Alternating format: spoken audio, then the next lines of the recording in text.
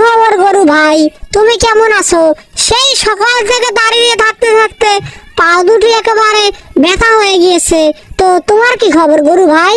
সে আর কি বলবো ছাগল ভাই, কেউ এসে আমার চামড়া টানছে, কেউ এসে আবার দাঁত দেখছে, কেউ এসে কান দেখছে, কেউ এসে আবার সিংহ দেখছে।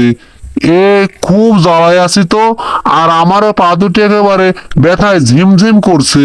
আরে গরু ভাই, সে দুঃখ কি তোমার একার?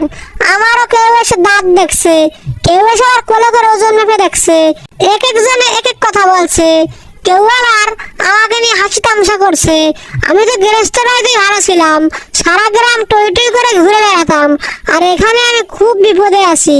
আরে সেই দুঃখ তো আমারও আছে। আমার গৃহস্থ আমাকে অনেক দেখাশোনা করতো, আমাকে অনেক আদর যত্ন করতো।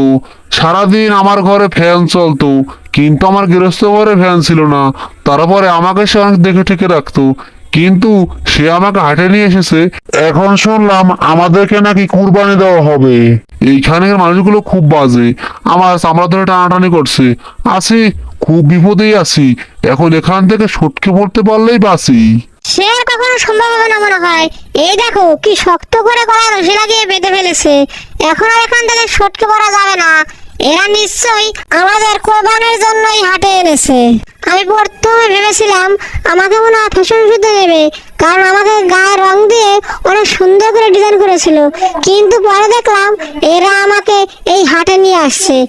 এখন আমার জীবনটা মনে হয় শেষ পর্যায়ে। কিন্তু সবাইকেই বলি, কোরবানিটা সবাই দেখে শুনে ভালোভাবে দিবেন। আপনারা কেউ কোনো অসুস্থ পশু দিয়ে কোরবানি দিবেন না, আর কোনো পশুর কোনো সমস্যা থাকলে সেটা দিয়ে কোরবানি হবে না, কিন্তু কথাটা মাথায় রাখবেন। আর গরিব দুঃখীদের দিয়ে খাবেন, কেমন?